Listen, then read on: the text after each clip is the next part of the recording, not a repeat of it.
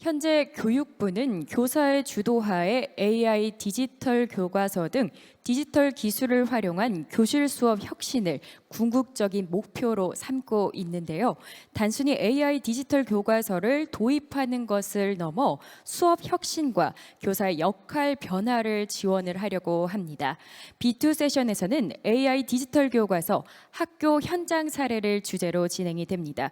디지털 기반 교육 혁신을 실천해 본 교사분들을 모시고요. 다양한 수업 사례를 함께 공유하며 또 내년 AI 디지털 교과서 도입 이후 학교 현장에서 교사, 학생, 학부모의 역할을 예측해보는 시간 마련해 보았습니다. 자, 이번 세션에서는 이서경 상도중학교 수석교사께서 좌장을 맡아주시고요. 허영주 경기자동차과학고등학교 미래정보부 부장, 신태환 새롬고등학교 교육정보부 교사, 김형태 시흥능곡초등학교 교육정보부 교사께서 발표와 토론에 참여해 주시겠습니다. 자, 그럼 이서경 수석 교사님과 연사 여러분을 단상으로 모시도록 하겠습니다. 큰 박수로 환영해 주시기 바랍니다.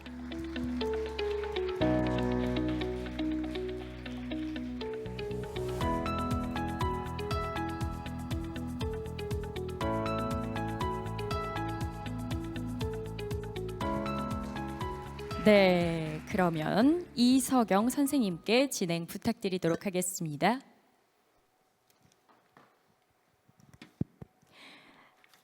네, 안녕하십니까. B2 세션 좌장을 맡은 상도중학교에서 근무하는 수석교사 이서경입니다. 네, B2 세션의 경우는 아까 진행자님께서 말씀해 주셨듯이 AI 디지털 교과서 학교 현장 사례를 나누는 시간이 될 것입니다.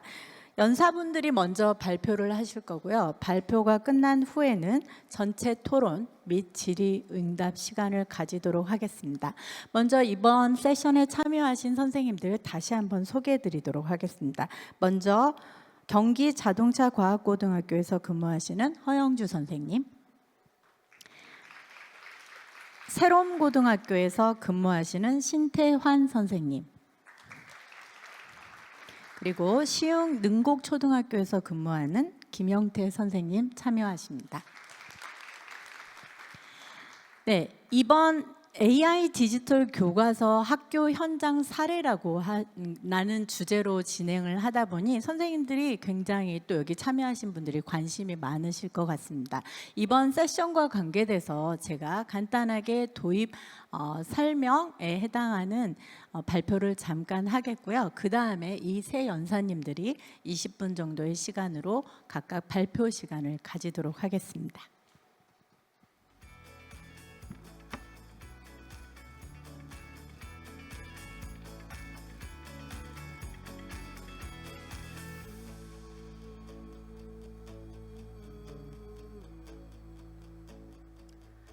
네, 학생의 배움과 성장을 지원하는 AI 디지털 교과서 활용 사례와 발전 방향에 대해서 우리는 이야기를 해볼까 합니다. 지금 학교 다양한 모습을 기억하고 또는 알고 계실 거라고 생각합니다. 지금 오른쪽에 왼쪽에는 교실에 말하는 로봇이 있고 학생이 그 말하는 로봇과 이야기를 나누는 장면이 사진이 있습니다.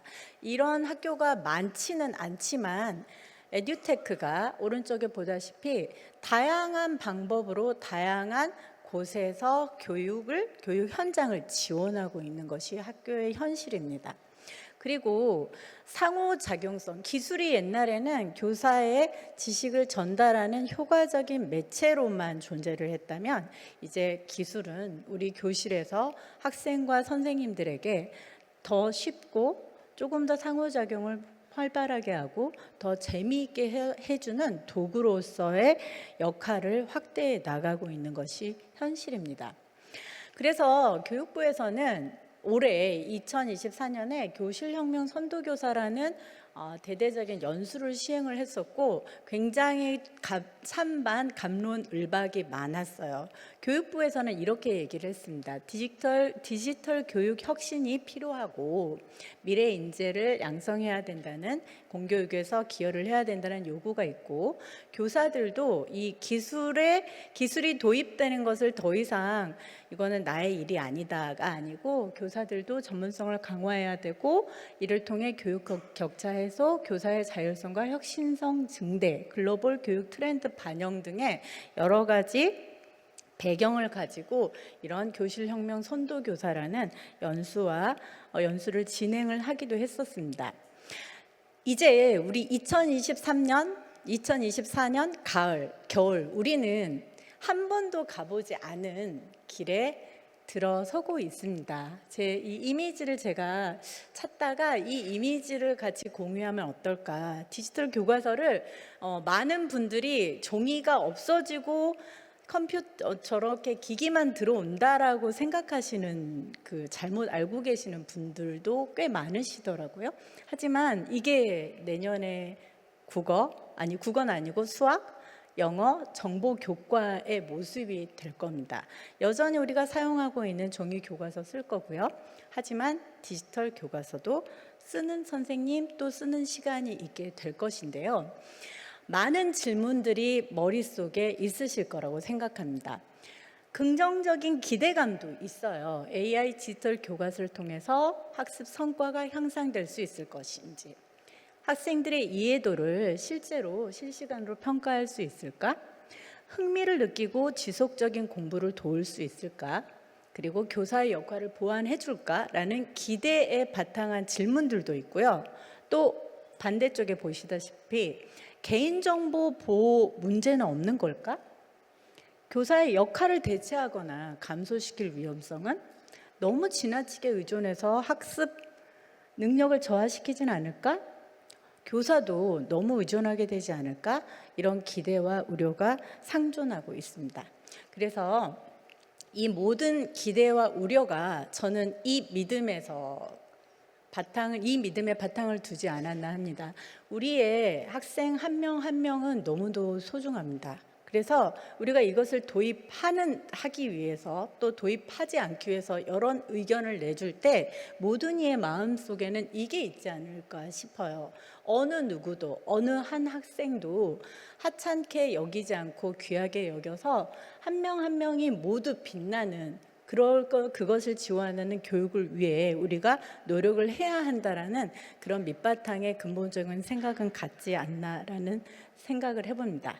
그래서 우리는 이제 연사님들과 AI 디지털 교과서와 연계해서 평가, 교과 융합, 그리고 사회 정서 성장 이야기를 해볼까 합니다. 네, 연사님 초대하겠습니다. 허용주 선생님.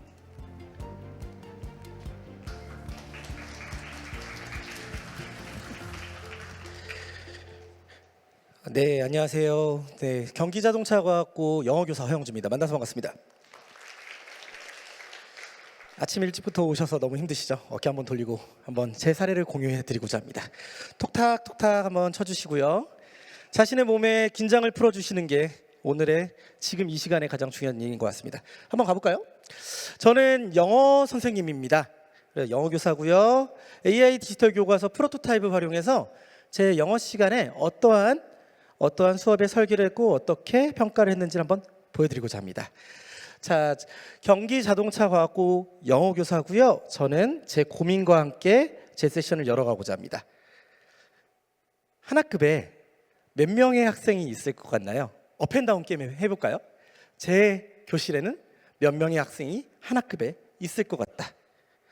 혹시 20명 업, 40명 다운? 네?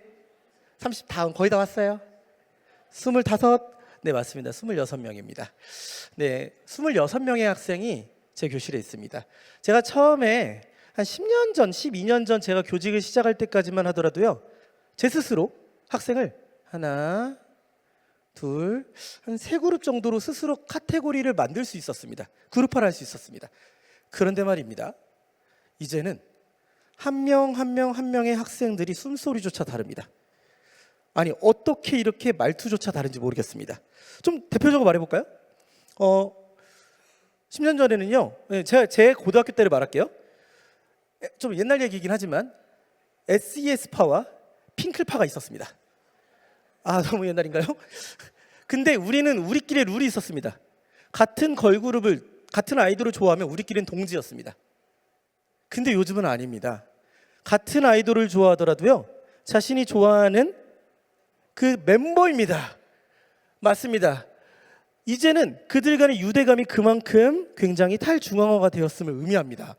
자, 그래서 제 고민은 이렇게 서로 다른 아이들과 욕구를 가진 아이들이, 니즈를 가진 아이들이 어떻게 내 수업에 참여할 수 있을까입니다. 키워드는 참여입니다. 그저 참석을 하는 것을 넘어 참여했으면 합니다. 그렇다면 참석과 참여의 차이는 뭘까요? 이렇게 보면 될까요? 여기에 계신 분께서 지금부터 잡니다. 그래도 참석한 거 아닐까요? 물리적으로 여기에 있음을 의미합니다. 참여는 뭘까요?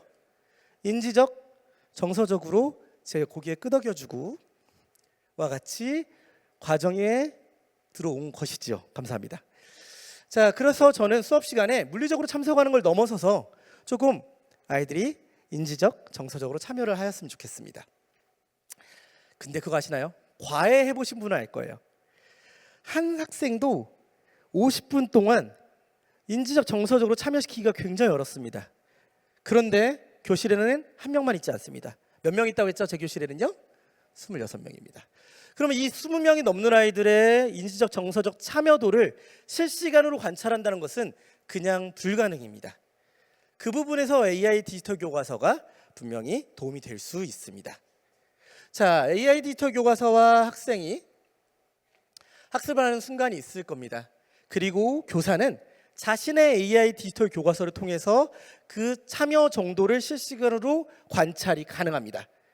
그래서 저는 참석을 넘어 참여로 이어지는 영어 수업이라는 이름, 학생 참여형 영어 수업이라는 이름으로 오늘 제 수업을 보여드리고자 합니다. 그리고 수업의 절차를요, 교육부가 4월에 발표한 AI 디지털 교과서의 모듈형 수업 설계 모델을 가지고 한번 끌어가고자 합니다. 자, 요게 4월에 교육부에서 발표한 AI 디지털 교과서 수업 설계 모델입니다. 우리 교사들은 찰떡 모델이라고 많이 부르고 있는 모델입니다. 한번 볼까요? 1단계입니다. 수업 및 학습자 분석이에요. 자, 수업 및 학습자 분석에서 뭐 해야 될까요? 가장 중요한 건 이겁니다. 과연 내가 이 학생들의 취약점을 파악할 수 있는지입니다. 제가 취약점이 파악이 안 돼요. 그렇다면 무슨 평가를 해야 될까요? 네, 맞습니다. 진단평가입니다. 그런데 말입니다, 저는 영어 교사로서 진단평가도 하지만 진단 활동도 많이 합니다. 그래서 진단 활동 또는 진단평가를 먼저 해야 되고요. 그거에 대한 AI 디지털 교과서 제가 썼던 기능들입니다. 요거 볼까요? 이거 뭐 하고 있나요? 별표로 자신이 2단원에 있어서 들어가기 전에 스스로 별표로 내가 무엇을 할 수 있는지를 5개의 별표 중에서 스스로 체크하는 형태입니다. 셀프 체크입니다. 자기 진단평가 형식입니다. 또한 이것뿐만 아니라 이렇게 퀴즈도 AI 디지털 교과서는 진단평가의 형식으로 제공하고 있습니다. 근데 말입니다, AI 디지털 교과서가 제공하는 진단평가 진단활동이 우리 학생들에게 찰떡으로 맞지 않을 수도 있잖아요. 그럴 때는 교사가 직접 퀴즈를 만들 수도 있습니다. 정리해볼까요? 진단평가 진단활동을 AI 디지털 교과서가 제공하는 걸 그대로 써도 되지만 우리 학생들에 맞춰서 교사가 뭐도 할 수 있다, 직접 설계도 할 수 있다가 키포인트입니다. 자, 당연히 이 모든 아이들이 진단 활동과 진단 평가를 하는 이 모든 과정을 실시간으로 교사가 관찰이 가능합니다. 누구의 AI 디지털 교과서를 통해서요? 교사의 AI 디지털 교과서를 통해서요. 어떻게 보이냐면 이렇게 보입니다. 보실까요?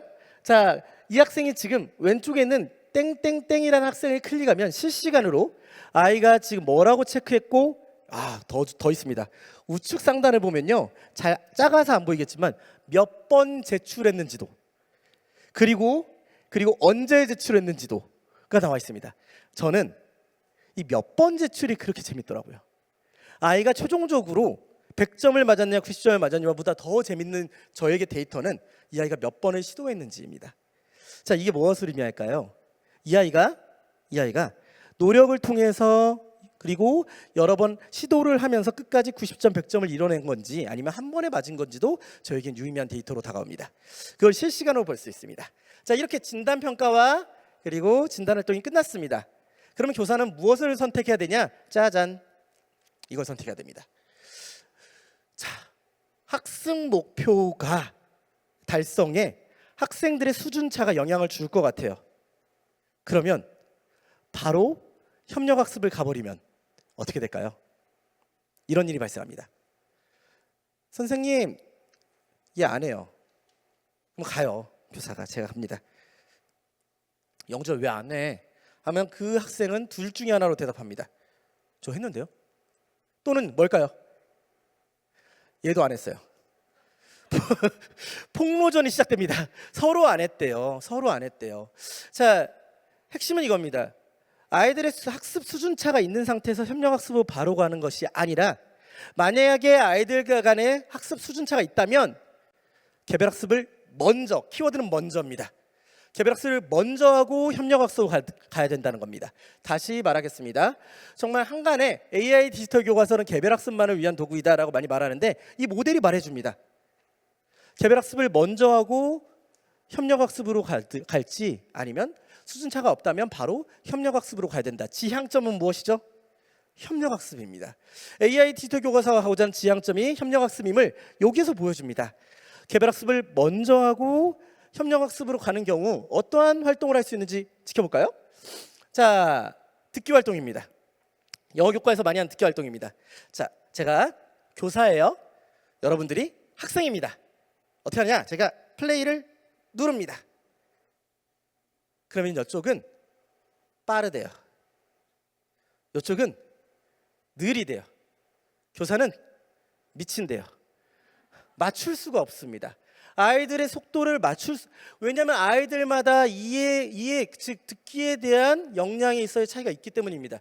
굉장히 제가 좋아하는 학생 주도성을 좋아하는 사람으로서 아이들의 선택권을 보장하는 굉장히 낮은 단계이긴 하지만 보장되어 있습니다. 자, 영어의 발음 또한 선택할 수 있죠. 미국, 영국, 호주, 그리고 맨 마지막에 인도 발음까지요. 굉장히 색다르고 재밌는 경험이었습니다. 아이들이 하나씩 클릭해 보더니 인도 발음 위주로 열심히 공부하는 모습을 보았습니다. 왜냐하면요. 우리나라에서는 솔직히 인정하자면 미국식 발음으로 굉장히 많이 학습을 합니다. 또는 호주 발음, 영국 발음도 가끔씩 노출의 기회가 있습니다. 하지만 인도 발음에 있어서의 노출의 기회가 그만큼 없었기에 아이들에게는 호기심을 자극시켰다고 저는 생각합니다. 자, 영어 교육적으로 말해볼까요? 앞에 있는 위에 있는 세 개의 발음을 이너 서클이라고 부릅니다. 그리고 인도 발음을 아우터 서클이라고 부릅니다. 즉 다양한 발음의 영어 발음을 인정해주는 그리고 아이들이 직접 선택할 수 있음을 보여줍니다. 오른쪽이 보이시다시피 자신이 원하는 속도로 조절할 수 있음을 의미합니다. 다음으로 넘어가 볼까요? 네, 자, 아이들이 브레인스토밍을 할 때요. 자신이 무엇을 고르냐에 따라서 질문이 다르게 활성화됩니다. 다시 말합니다. 아이들이 선택에 따라서 그 다음에 나오는 질문이 달라지면서 브레인스토밍을 하는 단계입니다. 다음입니다. 제가 제일 좋아하는 기능입니다. STT입니다. Speech to Text. 아이들이 발화를 하면 그거를 인공지능이 텍스트로 바꿔서 채팅하듯이 대화하는 형태입니다. 오늘이 며칠이죠? 10월 31일 1번 누가 지금 떨릴까요? 1번은 지금 이미 이제 운명에 왔습니다. 누가 떨릴까요? 11번입니다. 11번 떨리고 그 다음에 지금 21번 화장실 가기 직전입니다. 자, 제가 말하고자 하는 포인트는 무엇이냐? 1번, 11번, 21번과 같이 한 명이 앞에 나와서 발표하고 나머지가 이렇게 쳐다본다면 제가 이 발표를 또 한글이 아닌 영어로 했다면요. 더 떨리지 않을까요? 근데 아이들은 이러한 방식으로 지금 20-30년째 수업을 하고 있습니다. 한 명이 발표를 하고 나머지는 다 쳐다보는 것이지요. 동료 평가를 하기도 해요. 하지만 그럼에도 불구하고 그 긴장감은 결국 말하기 포비아를 이뤄내는 게 아닌가 싶습니다. 자신이 1대1로 1대1로 대화할 수 있는 심리적으로 그리고 물리적으로 안전한 공간에서 대화를 할 수 있는 것입니다. 저와 같은 이 성향의 아이들뿐만 아니라 내성적인 아이들 또한 자신이 실제 발화할 수 있는 안전하게 발화할 수 있는 기회를 가지는 것입니다. 이런 식으로 발화를 하면 피드백 또한 이렇게 줍니다. 자, 개별활동 그리고 개별활동을 쭉 해봤습니다. 근데 이게 AI 디지털 교과서가 주는 개별활동 말고요. 교사는 자기가 직접 만들고 싶은 욕구가 분명히 있습니다. 이때 또 PPT, 파워포인트, 유튜브 링크 그리고 다양한 링크 베이스의 에듀테크까지 다 삽입이 가능합니다. 패들렛도 넣을 수 있다는 뜻이에요. 자, 이렇게 개별 활동을 했습니다. 그럼 협력 활동으로 이제 가볼게요. 자, 협력 활동으로 가면 이와 같이 AI 디지털 교과서는 협력 활동을 제공하고 협력 학습을 제공하고 있습니다. 리서치하라고 돼 있죠. 프로젝트로 리서치하고요. 그리고 리서치한 내용을 바탕으로 발화를 합니다. 연습을 하고요. 그리고 연습이 충분히 준비가 되면 AI와 함께 준비가 되면 이제 앞에 나와서 또는 그룹 내에서 발표를 하고요. 이게 제가 제일 좋아하는 부분입니다. 피어 피드백입니다. 동료 평가를 AI 디지털 교과서에 하면 교사에게 분석된 결과가 종합된 결과가 제공됩니다. 우리 동료 평가지 활동주로 나눠주면 어떻게 되는지 아세요? 싹 다 걷어야 돼요. 그리고 또 분석해야 돼요. 따라해 볼까요? 터널 증후군. 정말 교사에게 너무 힘든 일입니다. 동료 평가를 매일 할 수 없는 이유 중에 하나입니다. 왜냐? 우리는 한 교실만 들어가지 않습니다. 8개, 9개 교실 들어갑니다. 한 아이가 발표할 때 그걸 모두 동료 평가지를 걷어서 분석한다는 것은 사실 불가능합니다. 자, 그 부분을 해주고 있습니다. 물론 협력 학습 또한 프로젝트 학습 또한 교사가 직접 만들 수 있습니다. 자, 이게 언제적 교과서라고 생각하십니까?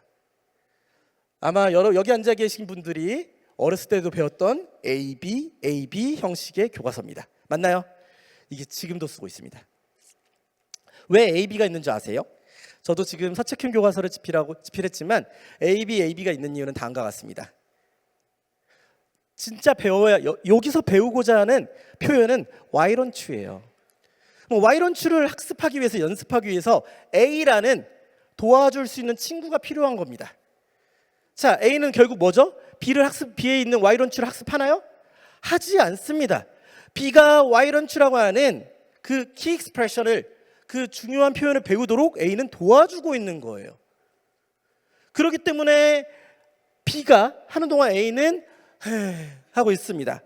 그때 교사는 이 말을 꼭 해줘야 돼요. 스위치 더 롤. 역할 바꿔봐. 왜냐?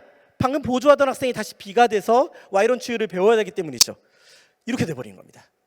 이때 일어나는 현상입니다. 내 거친 생각과 불안한 눈빛과 그걸 지켜보는 교사입니다. 될 리가 없습니다. 이제는 AI 디지털 교과서를 통해서 누가 A의 역할을 해주는 거죠? 보조 역할을 AI 디지털 교과서가 역할을 해주는 것이고요. 모든 학생이 B가 될 수 있음을 의미합니다. 이러한 개별 학습을 충분히 한 다음에 그 다음에 협력 학습으로 간다면 훨씬 더 효과적이지 않을까 싶습니다. 다시 한번 정리하겠습니다. 기존 영어 교실에서 표현 활동은 글 쓰거나 말하거나 합니다. 이 말할 때 얼마나 떨릴까요? 영어로요. 한 번만 앞에 나와서 영어로 발표해 주시겠어요? 떨릴 거 아니에요. 근데 아이들은 이걸 매일같이 하고 있습니다. 자, 이제 이러한 모든 과정을 교사는 어떻게 관찰할 수 있을지를 대시보드를 통해서 한번 가보시죠. 한번 저 따라해 주실 거죠? 자, 따라해 볼게요. 학급 대시보드. 감사합니다. 학급 대시보드를 통해서 AI 디지털 교과서는 실시간으로 종합 및 분석 그리고 분석을 해주기 때문에 교사는 관찰이 가능합니다. 학급 대시보드를 통해서 분석을 하다가 특이점이 발견되면 이제 학생의 개별 대시보드로 가는 것이죠. 저랑 같이 한번 게싱 게임 해보겠습니다. 학생 A가 굉장히 특이합니다. 학생 A, 투자한 시간에 비해 굉장히 많이 안 풀었습니다. 활동을 안 했어요. 여러분의 직감은 이 학생 A가 뭐라고 생각하시나요? 맞습니다. 느린 학습자 같아 보이지 않나요? 한번 우리의 직감이 맞은지 학생 대시보드로 가보겠습니다. 가봤습니다. 세상에나 평균보다 모든 영역에서 높습니다. 세부적으로 들어가 볼까요? 학습 맵을 가보면 가장 이 아이가 못하는 그 학습 맵의 부분을 가보니 푼건 다백점입니다. 이 학습자 제출 빈도를 봤더니 10번입니다. 어떤 학습자일까요? 완벽히 100점을 맞지 못하면 넘어가지 못하는 학습자입니다. 자, 이런 학습자에게는 인지적으로 느린 학습자에게 해당되는 피드백을 줬다면요, 오히려 이 학습자에게는 메타인지적으로 학습 전략을 가르쳐줘야 되고 제 시간 안에 모든 걸 풀 수 있는 걸 가르쳐줘야 됩니다. 이게 보입니다. 자, 거꾸로입니다. B입니다. 이번엔 B로 가볼까요? 이 학습자는 반대입니다. 시간에 비해 시간은 굉장히 조금 투자했는데 굉장히 많이 풀었습니다. 우리의 직감은 말합니다. 어떤 학습자라고요? 찍었다고요. 우리의 직감이 맞는지 한번 보겠습니다. 학생 B의 학생 대시보드로 가보겠습니다. 모든 영역에서 월등히 높습니다. 빠른 학습자입니다. 또는 선행 학습자일 수도 있고요. 자, 가장 낮은 부분의 학습 맵을 가보니 모든 영역에서 월등히 높습니다. 자, 이 학습자에게, 이렇게 빠른 학습자에게는 AI 디지털 교과서가 추천을 해주기도 하지만요, 추천드리는 방식은 교사가 직접 추천을 해주는 겁니다. 어떻게? 따뜻한 한마디와 함께요. 자, 인정 욕구가 강한 빠른 학습자들은 실제로 이러한 피드백을 한번 받는 순간 미친 듯이 더 공부합니다. 한 번 더 받기 위해서요. 자, 여러분께 질문합니다. AI가 제공하는 피드백을 받는 게 행복하시겠습니까? 교사가 제공하는 피드백을 받는 게 행복하시겠습니까? 네, 그게 후자입니다. 자, 이제까지 교사의 직감에 의존하던 개별 학습자의 학습 과정에 대한 판단을 AI 디지털 교과서를 활용하면 이렇게 교사의 눈으로 직접 관찰이 가능합니다. 이거를 과정주신 평가, 즉 증거 기반의 과정주신 평가라고 부를 수 있겠습니다. 우리 멋있는 표현 있죠? 시, 자세히 보아야 아름답습니다. 눈으로 보이는 아이들의 모습뿐만 아니라 이제까지 눈으로 보이지 않던 아이들의 학습 참여 과정도요. 아이들은 AI 디지털 교과서 학습하는 순간이 있을 것이고 그 참여 과정을, 참석이 아닌 참여의 과정을 교사는 AI 디지털 교과서를 통해서 관찰이 가능합니다. 그런데 말입니다, 많은 분들이 오해를 하십니다. 그러면 관찰의 도구구나. 제가 말하고자 하는 포인트는 이겁니다. 교사는 AI 디지털 교과서를 보고만 있어서는 안 됩니다. 즉, 보다 look at의 도구가 아닌 look after, 돌보다의 도구로 가야 된다는 게 제가 말하고자 하는 포인트입니다. 달려가 주어야 되죠. 한간에 많은 사람들은 그럽니다. AI 디지털 교과서를 쓰면 교사가 편해질 것이다. 자, 천만의 말씀입니다. 하루에 10,000보 찍힙니다. 아이들이 지금 학습 교수의 눈에 실시간으로 보입니다. 달려가지 않을 수가 없습니다. 자, 제가 여러분께 마지막 하나 영상 보여드리겠습니다. 플레이가 되고 있는 중이에요. 네, 좀만 기다릴게요.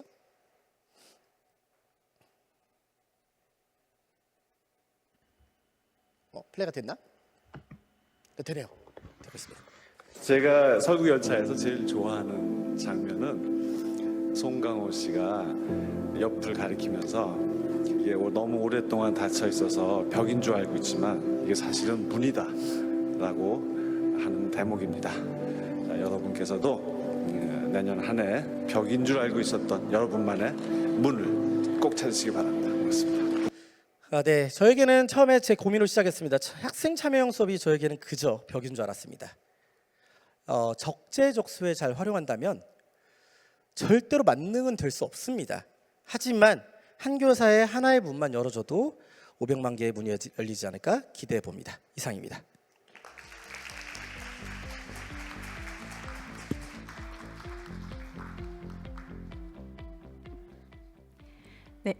네, 좋은 발표해 주신 김허영주 선생님에게 다시 한번 감사드립니다. 자, 이제는 신태환 선생님이 수학과시거든요. 수학 이야기를 중심으로 AI 디지털 교과서 활용 사례 말씀해 주시겠습니다.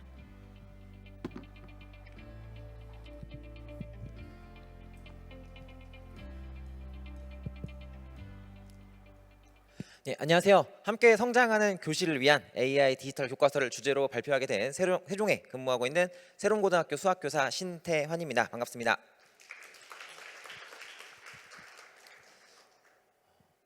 저는 학교가 세상이라는 바다를 헤쳐나갈 수 있도록 학생들을 도와주는 수영 교실을 하면 어떨까라는 생각을 해보았습니다. 자, 그 이유 중 하나는 저희 이제 아들이 초등학교 1학년, 2학년 두 자녀가 있는데요. 올해 초부터 수영 학원을 다니고 있습니다. 실제로. 그래서 그 수영하는 모습을 보면서 문득 이런 생각이 들었습니다. 자, 이렇게 보았을 때 전 학교 교육에 세 가지 불균형이 있다라는 생각이 들었습니다.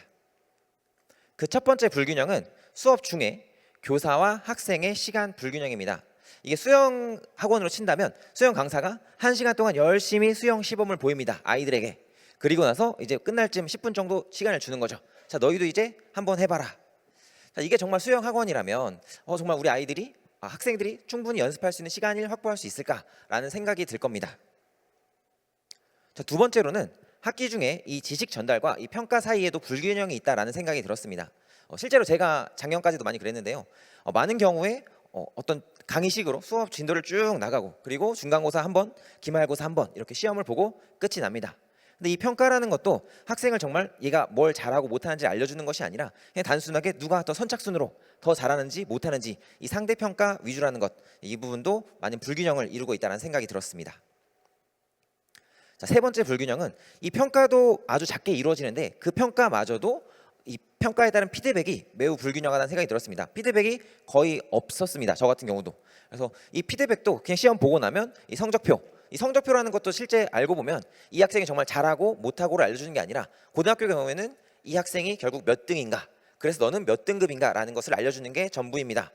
그래서 정말 너가 잘하는구나 못하는구나 라기보다는 너 몇 등이니까 그래서 너 몇 등급, 그러니까 너 어느 대학을 갈 수 있겠구나 못 가겠구나, 이런 식의 상담 피드백이 이루어졌던 것이 현재 고등학교의 현실이었습니다. 그럼 학생의 입장에서 본다면 내가 정말 무엇을 잘할 수 있고 못하는지, 사회에 나가서 무엇을 할 수 있는지 이런 것을 알 수 있을까라는 생각이 들었습니다. 자, 이쯤에서 다시 한번 저는 고민을 해보았습니다. 학교는 정말 이 세상이라는 바다를 헤쳐나갈 수 있도록 학생들을 도와주는 그런 공간인지, 아니면 단순히 공정성이 중요한 수영 시합장인지, 최근에 특히나 이 뭐 내신이든 아니면 대입이든 이게 점점 예민해지면서 학교에 점점 많은 것을 요구하는 것은 좀 더 공정했으면 좋겠다. 공정하게 시험을 치르고, 그러니까 뭐 다양한 서술형, 논술형 활동을 하기보다는 채점이 객관적으로 이루어질 수 있는 그런 활동을 많이 했으면 좋겠다. 이런 요청들이 점점 많아지고 있습니다.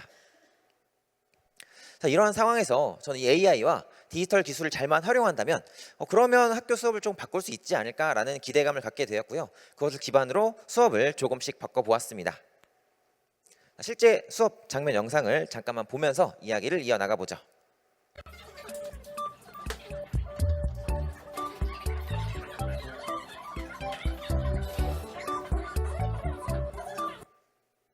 자, 짧게 보신 것처럼 저는 수업 처음 시작할 때 아이들에게 간단한 재미난 영상, 아니면 아이들 흥미를 끌 수 있는 그런 수업 관련된 주제와 관련된 내용들을 보면서 시작을 합니다. 그래서 이 시간에는 저는 학생들에게 단순히 영상만 틀어주는 것이 아니라 쭉 교실을 돌아다니면서 수업 준비가 안 된 친구들, 그러니까 어떻게 보면은 뭔가 주제를 이끌어가는 것은 저 영상에게 맡겨두고 전 학생들의 준비 상황을 점검해주고, 그리고 오히려 저는 이 시간에 학생들이 기기를 오히려 사용하지 못하도록 덮어줍니다. 그리고 기기를 덮어주고 기기를 좀 서랍에 넣어놔라, 이렇게 안내를 합니다.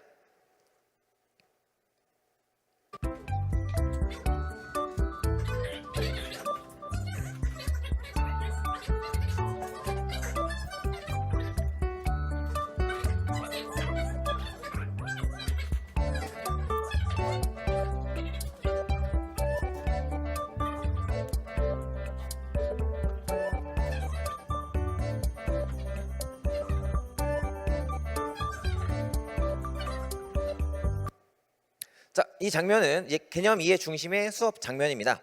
우리 흔히 아마 여기 많은 분들이 경험하셨던 그냥 강의식 수업이죠. 자, 이 타이밍에 저는 최대한 이 슬라이드를 제공함으로써 제 판서를 줄이고자 했습니다. 이 판서를 줄이고자 하는 아이디어 중 하나는 코로나 때 그 대학생들이 원격으로 수업을 계속 듣다가 그 대학교에 다시 이제 오프라인으로 복귀하고 나서 그때 강의를 들으면서 가장 많이 나왔던 질문이나 아니 고민 중에 하나 그거였다고 합니다. 내가 왜 저 교수님 판서하고 있는 걸 계속 지켜보고 있어야 할까?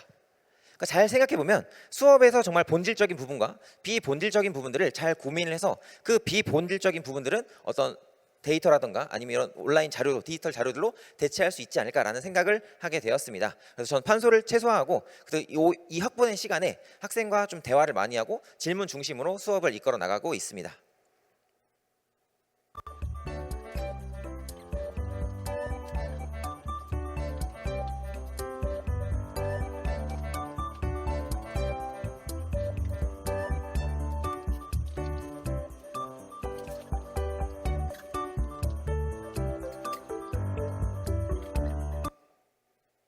자, 이거는 이제 제가 개념 강의식 설명한 후에 그 후에 이제 학생들에게 과제를 줍니다. 오늘 배운 내용에 대해서 너희들이 이제 학습 활동을 진행해 봐라.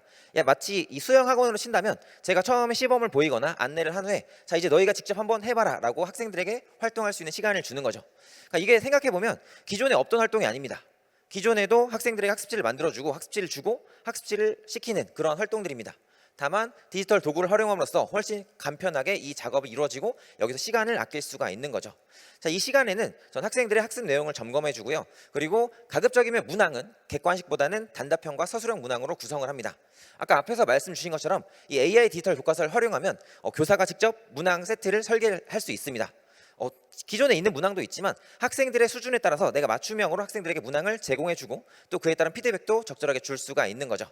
그리고 이 시간에 전 돌아다니면서 학생들이 이제 참여할 수 있도록 더 독려를 해주고 그리고 개별적인 학습자, 특히나 이제 느린 학습자들을 중심으로 지원하는 활동을 하고 있습니다.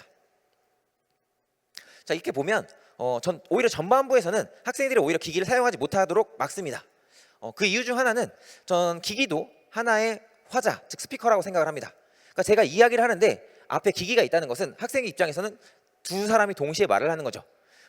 좀 그런 자기 절제력이 좋은, 혹시 통제력이 좋은 친구들이란 모르겠지만 그렇지 못한 친구들은 제가 말하는 상황에서 기기가 있을 때 딴짓하는 경우를 솔직히 많이 경험을 했습니다. 그래서 그런 부분들을 단점을 최소화하면서 장점을 살리고자 한다면 그럼 충분히 이것을 잘 교육적 목적으로 활용할 수 있다고 저는 확신하고 있습니다. 이러한 활동을 통해서 저는 이 한정된 시간에서 이게 작년까지의 기존의 수업 구조입니다. 대부분을 진도 나가고 수업 내용을 설명하고 이런 중심, 그리고 학기 말 아니면 학기 중간에 평가 한번, 그리고 마지막에 평가 피드백, 이것이었다면 지금은 한 차시 수업 내에서 교사의 시간과 학생의 시간을 대부분 가능하면 균등하게 유지하려 하고 있습니다. 교사의 시간에서는 전 이 디지털 도구를 활용해서 최대한 제 수업의 밀도를 높이고자 합니다. 그래서 비효율적인 시간을 단축하고 이 수업 자료를 간단한 이 누적 관리를 통해서 이걸 학생들에게도 동시에 제공을 해주고 있습니다. 그리고 학생의 시간에서는 이 학생은 개별 학습을 진행하면서 동시에 교사에게 질문할 수 있는 여유를 가질 수 있습니다. 그리고 교사는 이때 대시보드를 통해서 학생 전체, 그리고 학생들의 이해 상황을 확인하고 부족한 부분이 있다면 다시 설명하거나 아니면 개별적으로 도움이 필요하다면 직접 찾아가서 지원을 해주고 있습니다. 이때 디지털 도구는 학생들이 문제를 풀 때 과거에는 다 풀고 나서만 확인을 해야 했다면 지금은 실시간으로 이 학생이 맞았는지 틀렸는지 채점을 해주고 그리고 그에 따른 간단한 피드백도 이 디지털 도구가 대신 해주고 있습니다. 즉 이 상황에서는 이제 교사를 보조하는 역할로서 활용되고 있습니다. 자, 그리고 평가가 기존에는 수업 진도를 쭉 나가고 학기 중간에 학기 말에 평가가 이루어졌다면 지금은 그날 그 시간 배운 것들을 바로 평가하는 식으로 이루어지고 있습니다. 잘 생각해보면 평가라는 건 단순하게 이 학생들을 서열화하는 것이 아니라 누가 잘하고 못하는지, 못하는 부분이 있다면 어떻게 지원해 줄 것인지 이것에 대한 필요입니다. 그래서 이것을 한 차시에서 이루어지면서 저는 학생들이 잘 이해하고 있는지, 다음 차시에서 어떤 것이 더 보충돼야 할지 이런 것들을 고민하고 있습니다. 앞에 나온 화면은 교사의 학급 대시보드입니다. 그래서 저는 학급 대시보드를 보면서 지금 제가 들어가는 학급 학생들이 어느 정도로 수업을 이해하고 있는지, 잘 따라오고 있는지 이런 걸 확인할 수 있고요. 그리고 앞서 허영주 선생님께서 발표하신 것처럼 저는 이제 학생들의 개별 대시보드를 보면서 이 학생이 어떤 부분이 부족한지, 과거에는 그거였습니다. 그냥 너는 수학을 못하는 거, 너는 수학을 잘하는 거, 그냥 단순히 잘함과 못함 이분법이었다면 지금은 너가 못한다면 어느 부분이 부족한지, 이게 함수 부분이 이해가 안 되는지 아니면 경우의 수나 확률이 부족한지 그런 식으로 좀 더 디테일하게 부족한 부분을 맞춤형으로 지원을 해줄 수가 있습니다. 이런 식으로 하다 보니까 학생 입장에서도 긍정적인 반응을 보였습니다. 우선 매 시간마다 내가 어느 것을 알고 있는지 모르고 있는지 이제 확실히 알 수 있다라고 저에게 답변을 해주었고요. 그리고 교사는 학생들의 참여를 정말 참여하고 있는지 아니면 정말 그냥 앉아만 있는 건지 이걸 실시간으로 확인할 수가 있고 이 수업 이해도에 따라서 수업을 다시 재구성을 해 나갈 수가 있었습니다. 이때 디지털 도구는 학생들의 평가 결과를 이렇게 분석해서 교사에게 주기 때문에 저는 제가 혼자서 이걸 다 읽고 분석하는 것보다 더 빠르게 요약해서 그것을 기반으로 제 수업을 업그레이드 시키고 있는 그런 상황이라고 보시면 되겠습니다. 자, 마찬가지로 이 활동들도 기존에 다 가능했던 활동입니다. 어떻게 보면 방금 똑같은 활동들을 하고자 한다면 제가 평가지를 매 시간마다 제작하고 매 시간마다 그걸 다 출력을 해서 매 시간마다 학생들에게 나눠주고 학생들에게 다 채점을 시키고 다시 수합을 해서 다시 피드백을 주는 이 과정입니다. 자, 하지만 고등학교 저 같은 경우에는 매일 하루에 70명에서 120명의 학생을 만납니다. 그럼 제가 매일 120장을 출력을 하고 매일 120장을 나눠주고 매일 120장을 수거해서 채점하고 피드백까지 주는 거는 현실적인 시간이 어려운 거죠. 하지만 디지털 도구를 사용한다면 적재적소에 잘 활용한다면 학생들에게 필요한 그런 피드백이나 지원을 줄 수 있다고 생각합니다. 자, 이걸 활동을 통해서 전 학생들에게 더 많이 그리고 더 다양한 피드백을 줄 수가 있었습니다. 앞에 보시는 것처럼 이 개인 대시보드는 교사만 볼 수 있는 게 아닙니다. 학생은 본인의 자기의 대시보드를 볼 수가 있습니다. 그래서 내가 어느 부분이 약한지, 어느 부분을 보완해야 하는지, 그리고 내가 어느 부분은 잘하는지를 알 수가 있습니다. 단순하게 너가 몇 점이니까 넌 못해가 아니라 너는 어떤 부분에서는 분명 강점이 있구나. 그럼 이걸 기반으로 이 지식을 확장시켜보면 어떨까? 좀 맞춤형으로 피드백을 줄 수가 있었고요. 자, 이거는 전 학생들에게 올해 2학기 들어서는 매일 매 시간마다 학생들이 오늘 배운 내용에 대한 내용들을 기록하고 너의 생각을 적어봐라 라고 하는 활동을 하고 있습니다. 그래서 한 3분 정도 수업 말미에 시간을 줘서 학생들이 저 기록을 작성하는데요. 이 활동에 대해서 오늘 배운 내용에 대해서 학생이 기록을 하면 저는 생성형 AI 도움을 받아서 저와 함께 학생들에게 매일마다 피드백을 주는 활동을 진행했었습니다. 그래서 요 지금 화면 같은 경우는 이 피드백을 줄 때에도 교사만의 관점으로 주기보다는 오늘 배운 내용에 대해서 아이언맨의 페르소나를 입혀서 이 공학적인 관점에서 오늘 학생이 활동한 내용, 배운 내용, 생각한 내용에 대해서 피드백을 줘보자. 이런 식으로 맞춤형 피드백을 주고 있었습니다. 참고로 이제 어느 날은 학생들이 시험 끝나고 나서 오늘 너무 우울해요. 진도 안 나가면 안 돼요. 그래도 오늘 진도 나가야지 하고 쭉 나가고 나서 그 우울한 마음 어떻게 하면 좀 달래줄 수 있을까라고 생각했을 때 그날은 요즘 최근에 유행했던 사랑의 핫쇼핑, 그래서 사랑의 핫쇼핑에 대한 페르소나를 입혀서 피드백을 준다던가 이런 식으로 다양한 관점의 피드백을 줄 수가 있었습니다. 이것도 생각해 보면 기존에도 할 수 있던 활동이고 한 경우도 있죠. 자, 왼쪽에 있는 사진은 저희 아들이 봐도 되는지 모르겠지만 저희 아들이 매일 독서 감상문을 쓰고 선생님에게 확인을 받아오는 그 장면입니다. 이것도 교사가 할 수 있습니다. 하지만 방금 말씀드린 것처럼 매일 70명에서 120명 학생들을 만나고 매일 피드백을 줄 수 있을까요? 힘들다는 거죠. 가능은 하지만 교사에게 엄청난 노력과 시간을 소요하게 됩니다. 하지만 디지털 도구를, 특히나 AI를 잘만 활용한다면 적재적소에 필요한 지원을, 피드백을 할 수 있다라고 생각을 합니다. 또한 서술형 활동에 대해서도 다양한 피드백을 줄 수가 있었습니다. 기존의 서술형 혹은 논술형 수행평가를 보고 나면 이제 교사 선생님들은 열심히 채점을 합니다. 그래서 결국은 너 몇 점? 그러니까 학생이 글을 열심히 쓰면 교사가 학생에게 돌려주는 피드백은 숫자입니다. 그래서 네가 몇 점이다. 그럼 학생들은 물어보죠. 제가 왜 이 점수인가요? 그래서 막 설명을 하지만 학생들은 잘 납득을 힘들어합니다. 그리고 학생들 한 명 한 명에게 다 설명할 수 있는 여유는 없습니다. 하지만 지금처럼 학생들의 활동이 디지털 기록으로 남아있다면 이 디지털 도구를 다양한 방식으로 분석을 하고 그것을 학생들에게 맞춤형으로 피드백을 줄 수가 있습니다. 이런 식으로 학생의 활동이 단순하게 점수만으로 네가 몇 등이다 그것만으로 치환되는 것이, 환원되는 것이 아니라 다양한 피드백으로 학생들에게 활동을, 성장을 지원해 줄 수가 있었습니다. 자, 이러한 도구를 통해서 전 한정된 수업 시간에서 새로운 균형을 이루었습니다.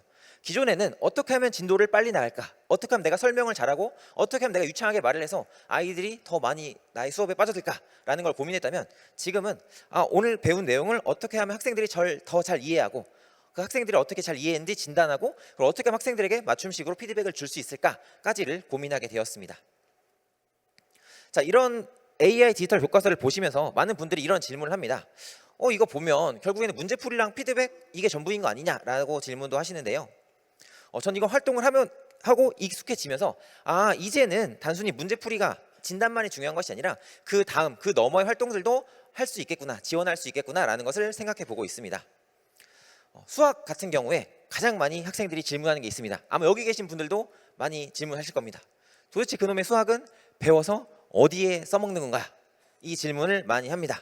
전 이거에 대한 답변을 학생들에게 주고 싶었습니다. 이런 경험과 학습을 통해서. 그래서 이제 교과 융합 프로젝트를 학기 말에 진행을 했습니다. 학기 중간에는 앞에 나온 것처럼 진도의 부담이나 아니면 내신 평가에 대한 부담 때문에 하지 못했다면 기말고사 끝나고 나서는 조금 학교에 여유가 있습니다. 그 시간을 활용해서 교과 융합 프로젝트 그리고 AI 융합 프로젝트를 진행을 했었습니다. 이게 실제 학생들이 만들어낸 결과물인데요. 수학, 과학 그리고 기술 교과에서 배웠던 지식들을 활용해서 이러한 결과물을 만들어내었습니다. 자, 이 결과물에는 단순히 디자인적 요소만 있는 게 아니라 예를 들어서 이 진단 키트 참고로 이 학생은 본인이 이제 아토피가 심했는데 이 코로나 진단 키트를 보면서 아토피를 진단하거나 뭔가 음식물을 진단해서 나에 대한 맞춤형으로 지원해 줄 수 있는 그런 키트가 있으면 좋겠다라는 식으로 해서 이 직접 키트를 본인이 설계를 했습니다. 자, 이 키트를 설계하는 과정에서는 수학에서 배웠던 확률과 통계, 그리고 함수와 그래프, 미적분의 개념이 들어가 있었고요. 그리고 과학에서 배웠던 면역과 유전, 화학 반응, 과학적 측정, 그리고 기술 시간에 배웠던 디자인과 공학, 그리고 센서, 그리고 데이터 처리를 어떤 식으로 할 것인가, 이러한 지식들을 담아서 저런 걸 설계한 거죠. 그리고 더 중요한 것은 이 과정 안에 학생의 개인적인 경험과 의미가 담겨 있었다라는 겁니다. 그리고 어떻게 보면 기존의 학교는 과거의 지식을 배우는데 너무 많이 초점이 있었습니다. 근데 이 과거의 지식에다가 현재 사회에서 일어나고 있는 변화, 그리고 여기 덧붙여서 학생 개인에게 어떠한 의미를 줄 수 있는지, 이 세 가지를 이 프로젝트 활동을 통해서 담아낼 수도 있겠다라는 생각을 저는 갖게 되었습니다. 또한 수학 교과 활동의 연장선으로서 이 재계함수를 통한 알고리즘 세계, 인공지능을 좀 이해하는 활동을 진행하기도 했었고요. 그 활동의 결과물로서 다양한 앱을 학생들이 스스로 개발했었습니다. 그리고 정말 내가 필요한 거, 본인이 경험하면서 느꼈던 것, 그런 것들을 담아내는 거죠. 저는 기존에 문제풀이식이 많았습니다. 그런 상황에서는 이러한 피드백을 받지 못했는데 다양한 프로젝트 활동을 통해서 저는 학생들에게 이러한 수업에 대한 피드백을 받았습니다. 그러니까 협력과 효율성, 다양한 관점을 배울 수 있었고 이 새로운 기술의 유용성과 효용성을 느낄 수 있었다라고 말이죠.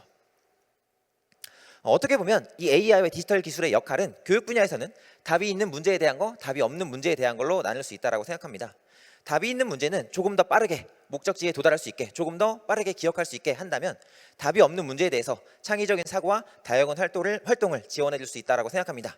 여기에 필요한 거는 균형이라고 생각합니다. 너무나 이 답이 있는 문제, 정형화된 문제에 대해서만 우리가 집중을 한다면, 이 AI와 디지털 기술을 쓴다면 단순한 문제풀이와 반복학습 도구라는 비판을 받게 될 겁니다. 그렇다고 해서 너무 이런 프로젝트 활동만 집중을 하게 된다면 그럼 지식과 평가가 없는 수업에 대해서 기초학력이 저하될 거라는 또 우려를 낳게 될 겁니다. 우리는 이 사이에서 균형을 찾는 게 학교와 그리고 교사의 역할이라고 생각합니다.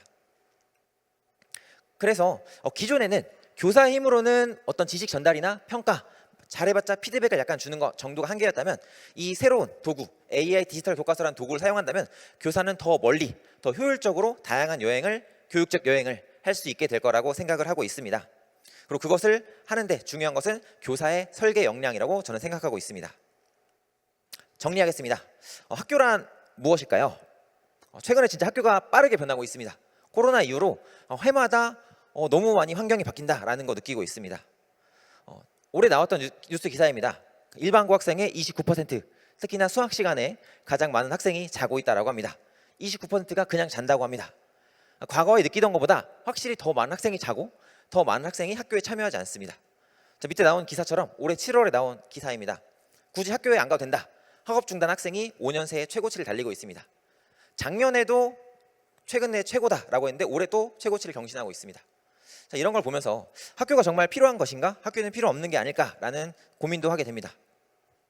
이런 상황에서 전 최근에 읽었던 논문 중에서 좀 의미 있었던 논문이 있습니다. 그게 뭐냐면 요 앞에 나온 논문인데요. 교육이 사람의 수명에 영향을 준다라는 내용입니다. 그 내용 중에 인상 깊었던 건 교육이 사람의 삶을 다방면에서 서서히 바꾼다는 거죠. 단순히 지금 배우는 게 중요한 게 아니라 지금 배운 지식으로 삶의 일평생에 거쳐서 사회성과 정보 접근성을 높여주면서 모든 면에서 삶의 일평생에 더 나은 선택을 하도록 이끈다라는 것입니다. 기존의 균형의 학교는 지식 전달 그리고 서열화만을 한다면 더 많은 학생들이 학교를 이탈하게 될 것이라 생각합니다. 지식 전달은 이미 대체제가 너무 많고요. 이 서열화는 소수의 상위권 학생에게만 의미를 주고 있습니다. 그렇기 때문에 고1, 고2, 고3 올라가면서 점점 더 많은 학생들이 학교를 이탈하는 거죠. 우리가 이 AI와 디지털 기술을 잘만 활용한다면 교육이 더 멀리 갈 수 있다고 생각합니다. 그래서 새로운 균형을 그걸 찾아낸다면 우리 새로운 균형에서 피드백을 통해서 학생 개개인의 성장을 지원하고 그리고 다양한 활동을 통해서 미래에 살아갈 역량을 학생들에게 길러줄 수 있는 그러한 공간이 되어야 한다고 생각합니다. 자, 모든 학생이 함께 성장하는 곳, 그런 곳이 학교가 되었으면 좋겠다고 말씀드리면서 이상 발표를 마치도록 하겠습니다. 감사합니다.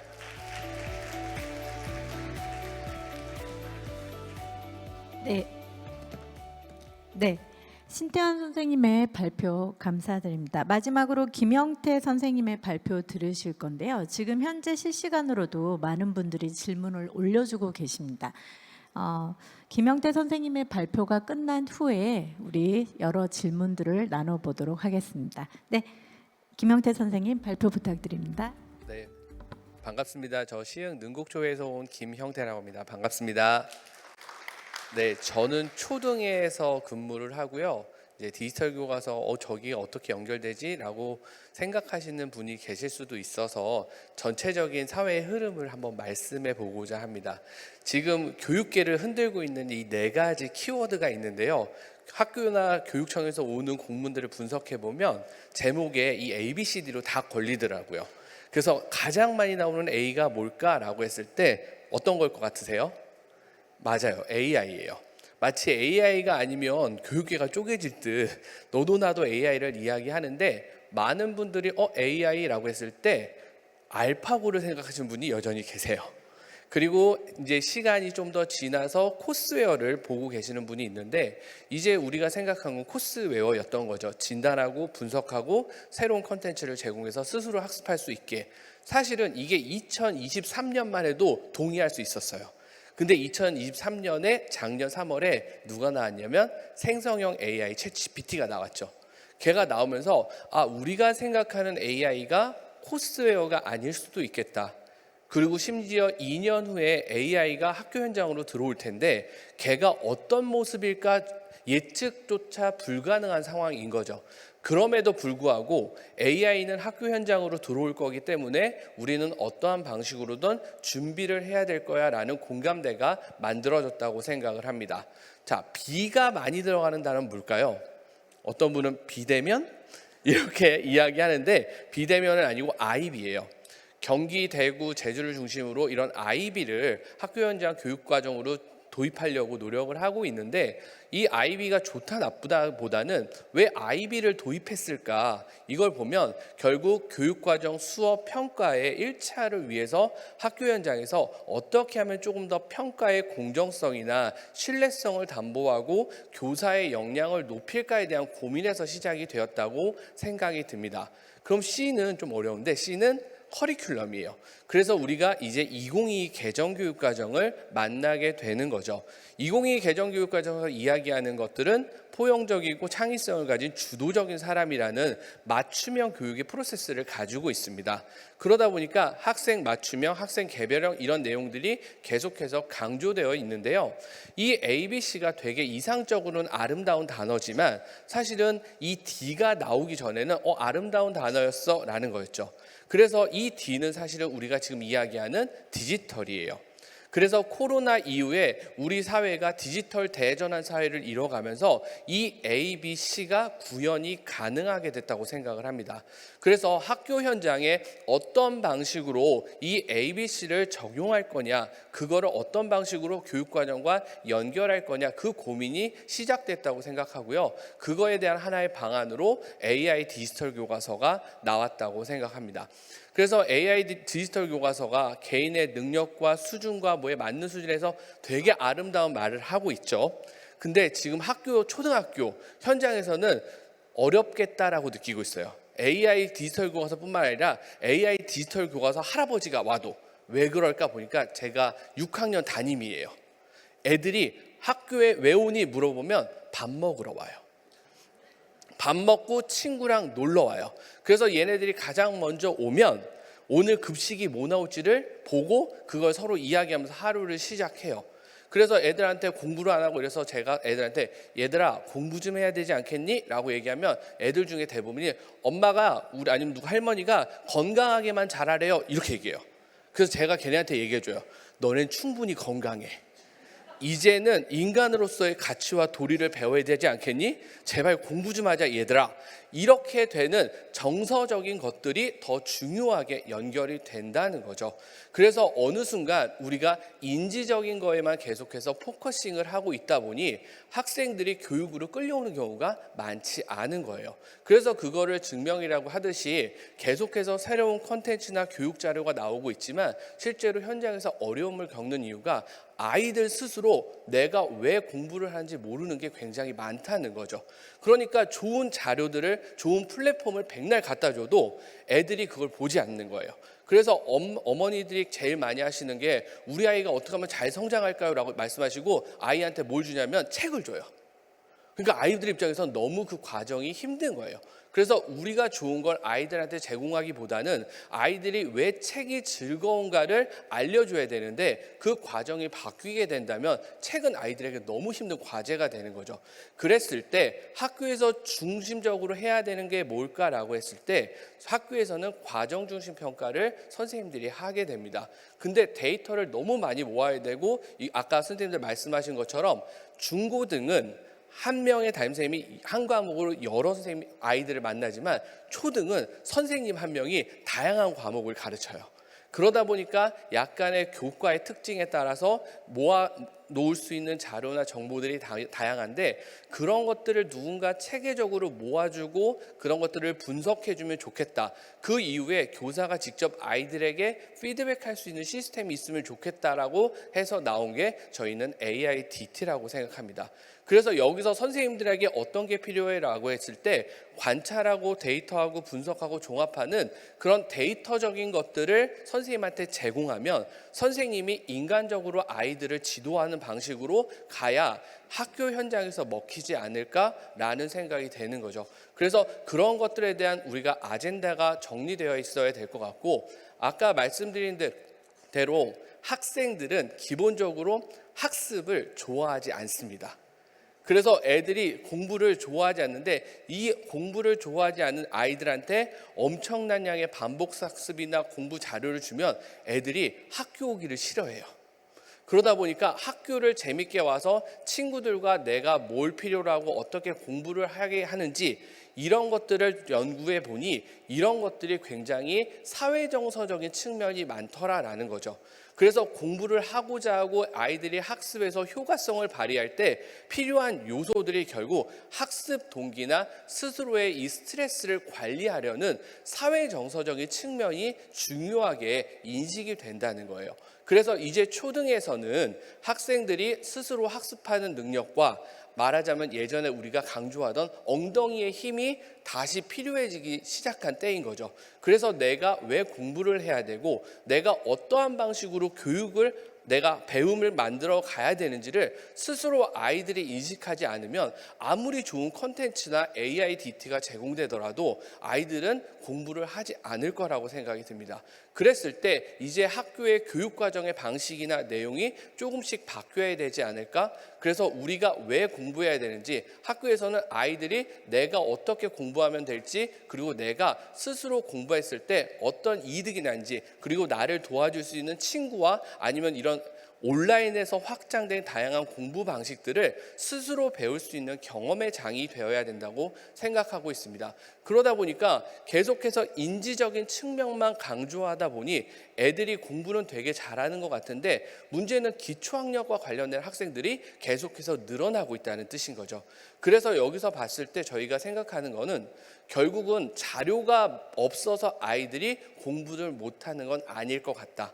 그러면 학생들이 스스로 공부할 수 있게 만드는 요소들은 뭘까? 결국 우리가 말하는 에이전시, 즉 학습자 주도성인 거죠. 그리고 그 주도성의 이야기를 봤을 때 거긴 동기나 아니면 자율성, 그다음에 효능감, 우리가 흔히 이야기하는 인지적인 요소보다는 사회 정서적인 측면이 굉장히 많다고 강조하고 있습니다. 그래서 교육부에서 사회 정서 성장 지원과를 만들어서 지금 그러한 프로그램들을 개발하고 있습니다.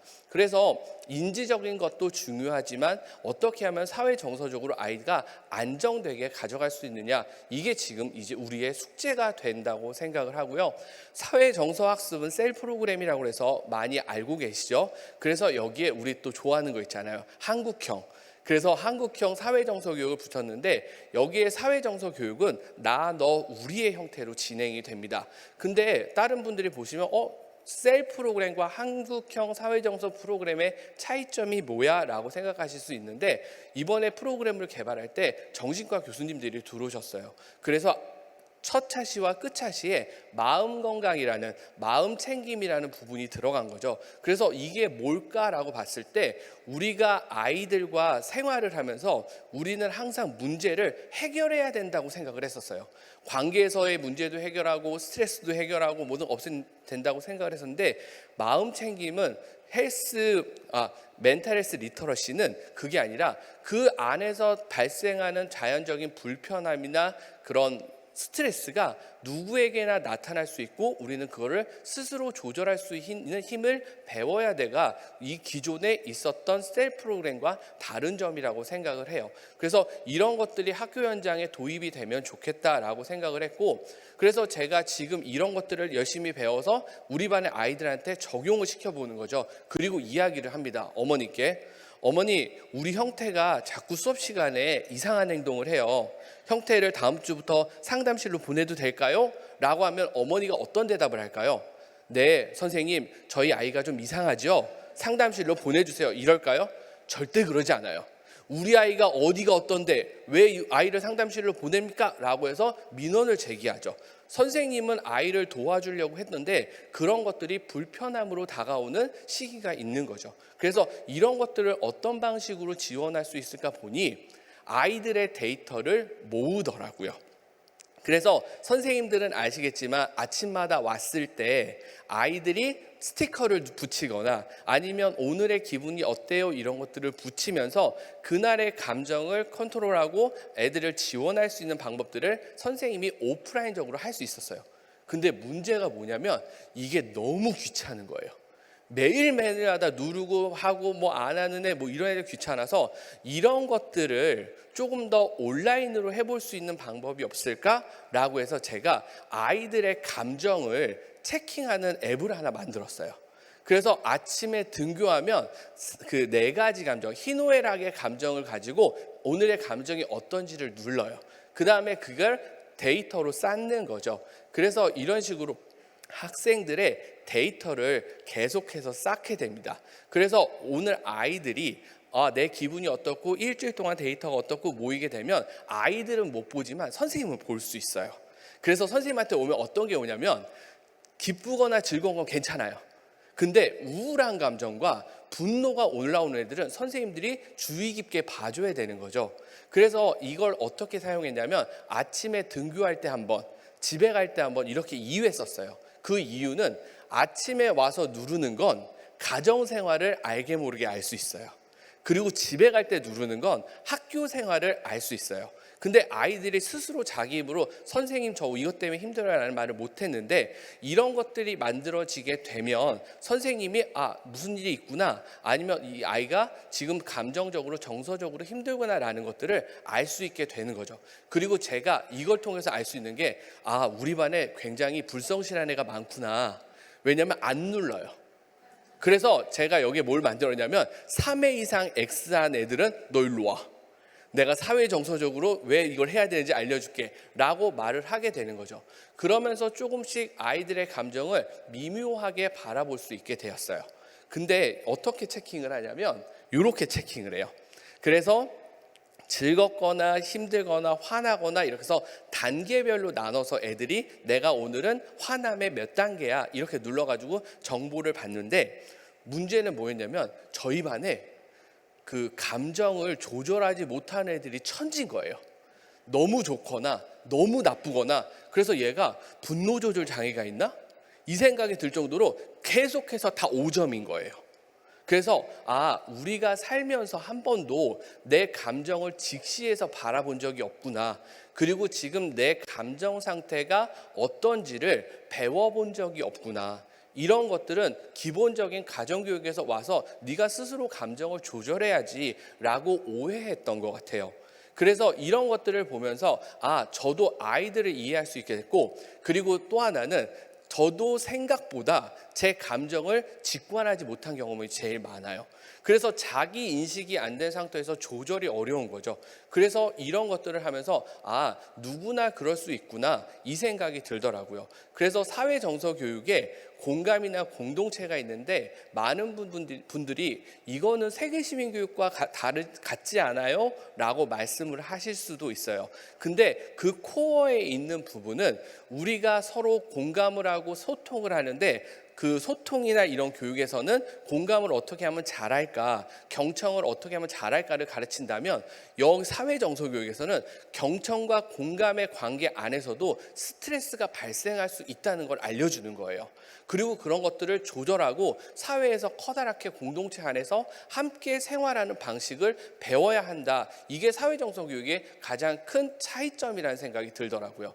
그래서 아이들과 이런 교육이 의미 있다, 의미 없다라고 말하기 전에 우리가 스스로 학교 현장이나 아이들과의 관계에서 내 감정을 직관하는 또는 내 감정을 인식하는 것들을 공부해 본 적이 있나, 아니면 교육받아 본 적이 있나, 이런 생각을 하게 됐고요.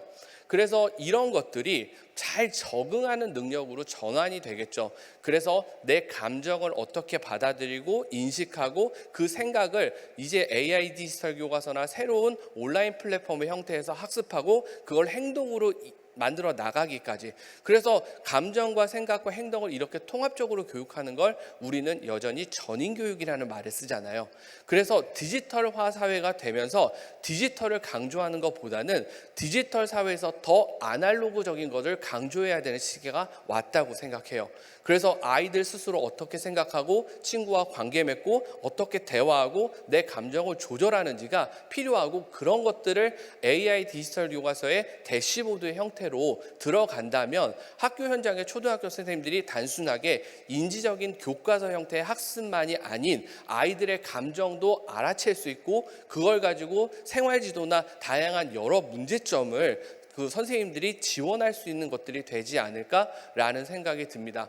그래서 이거 되게 좋아하는 말인데요. 다들 좋아하는 말을 쓰시는데, 백투더퓨처에서 나온 말이에요. 미래는 쓰여지지 않고 만드는 건데요. 저는 AI 디지털 교과서라든가 아니면 이런 사회정서 분야의 교과 프로그램들이 아직 쓰여지지 않았고 첫 발을 띄는 단계라고 생각해요. 근데 문제는 우리가 조금 더 관심과 어떻게 얘네들을 바르게 쓸 수 있지를 조금 더 깊이 있게 봐야 될 것 같아요. 물론 AI 디지털 교과서가 불편한 부분도 있을 수 있다고 생각해요. 근데 그 불편함이 있다고 해서 아예 시도조차 하지 않는다면 우리는 아이들에게 새로운 경험을 제공할 수 없지 않을까라는 생각이 드는 거죠. 그래서 AI 디지털 교과서나 이 디지털 대전환이 전 시대의 흐름이라면 우리는 이 디지털 시대를 어떻게 건강하게 살아갈 수 있는 다음 세대의 아이들을 길러낼 수 있을지를 고민해야 되지 않을까라는 생각이 듭니다. 그래서 이제 학교 현장 또는 선생님뿐만 아니라 부모님, 이 사회의 어른으로서의 다음 세대에게 주어질 숙제는 그 아이들이 이 불확실한 미래에서 어떻게 하면 내가 나 자신을 스스로 지키고 내가 건강하고 세상을 의미 있게 살아간다고 인식할 수 있는지를 가르치고, 나 공부하고 싶어, 나 이렇게 해보고 싶어라는 그런 도전 정신이 생기는 장이 학교가 되어야 되지 않을까라는 생각이 들어요. 그래서 아까 말씀하신 그 중고등과 저희 초등의 차이점은, 초등에서는 아이들이 좀 더 많이 경험하고 아이들이 세상을 바라보는 긍정적인 안목이 생겼으면 좋겠어요. 그리고 스스로를 지킬 수 있고 스스로 나를 알아갈 수 있는 정체성을 만드는 게 필요하다고 생각이 들고요. 그 오프라인에서 강력한 나가 형성의 이후에 내 삶의 바운더리를 넓혀가는 과정으로 온라인을 만났으면 좋겠어요. 우리가 온라인을 먼저 만나다 보니까 오프라인의 삶이 의미 없어진다고 느끼는 경우가 많다고 생각하거든요. 그래서 우리 아이들이 디지털 시대를 살아갈 때 이 오프라인을 넘어서 온라인에서 내 삶이 반경이 확장되고 내가 굉장히 다양한 방식으로 의미 있고 가치 있는 사람이라는 걸 인지했으면 좋겠고요. 그러기 위해서는 저는 뭐가 필요하냐면 올라운더들이 필요하다고 생각합니다. 그래서 어디서나 어울리는 사람들을 우리는 올라운더라고 이야기하는데요. 저는 이 사람들이 모든 상황에서 도움이 되는 사람이라고 생각해요. 그래서 우리는 이 올라운더들이 많을수록 우리 사회가 좀 더 밝게 변하겠죠. 근데 이 올라운더들의 특징이 있더라고요. 이 올라운더들의 특징은 뭐냐면 피곤한 일, 귀찮은 일, 남 좋은 일을 많이 해요. 그래서 이런 올라운더들이 계속해서 자기의 삶을 우리의 교육을 위해서 헌신하고 애쓴다면 우리 교육은 분명히 좋게 발전할 거라고 생각하고요. AI 디지털 교과서도 잘 쓰시는 분들, 선량하게 기술을 잘 활용하시는 분들이 쓰게 된다면 아이들의 삶을 확장시킬 수 있게 쓴다고 생각이 들어요. 그래서 우리가 지금 교육 환경 내에서 조금은 불편하지만 그래도 다음 세대를 위한 숙제가 아닐까라고 생각하고 많은 관심과 우리 서로 함께 교육의 긍정적인 방향을 위해서 다음 세대를 위해서 살아간다고 의미 있는 가치 있는 일을 하신다고 보면 좋을 것 같습니다. 감사합니다.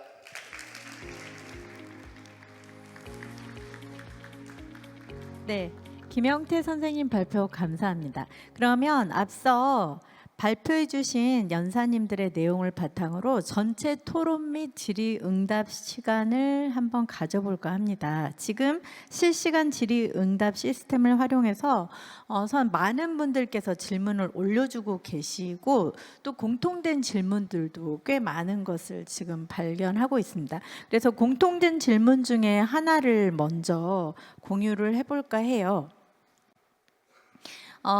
기존에 여러 에듀테크 기업의 솔루션이나 코스웨어가 있기는 하거든요. 그런데 그 코스웨어하고 AI 디지털 교과서가 어떻게 다른지를 되게 많이 궁금해 하시는 질문을 올려주셨는데 가장 큰 차이는 이거 같아요. 교실 수업의 내용과 실제 AI 디지털 교과서의 내용이 완벽하게 수업과 평가가 일치한다는 것이 가장 큰 차이점이고 교사가 세팅을 할 때 또는 학생들이 접근을 했을 때 정말 내가 학교에서 배우고 있는 바로 그것 평가되는 바로 그것이 제공되고 다양한 개별 전체 모둠 활동을 현재 저도 영어를 가르치고 있는데 뭔가 뭐 페어덱이나 뭐 패들렛, 플립 다양한 에듀테크를 사용할 때마다 새 창을 열고 학생들한테 링크를 해야 되는데 그 모든 것을 이 하나의 플랫폼 안에서 모든 걸 관리할 수 있다는 점이 결정적으로 다른 것 같습니다. 자, 그러면 연사님들과 한번 저도 궁금한 점이기도 하거든요. 그래서 한번 질문을 드려볼게요. 우리가 제한된 수업 시간에 우리의 교과를 또 여러 교과를 가르쳐야 하거든요. 그러면 뭔가가 하나 들어온다는 것은 기존에 있는 것을 뭔가를 빼야 된다는 의미이기도 합니다. 그렇다면 선생님들께서는 AI 디지털 교과서를 조금은 미리 경험을 하시고 활용을 해 보셨다면 기존 수업에서 어떤 것을 빼셨는지 궁금합니다. 네, 제가 답변 드리겠습니다. 저는 수업에서 우선은 첫 번째는 꼭 무엇을 빼야 될까라는 생각을 하게 됩니다. 그래서 무엇을 꼭 빼고 넣고 이거 하기 전에 첫째는 어떻게 하면 시간을 좀 더 확보할 수 있을까? 그래서 아까 발표 내용에 나왔던 것처럼 수업의 밀도를 어떻게 하면 높일 수 있을까를 먼저 고민을 했습니다.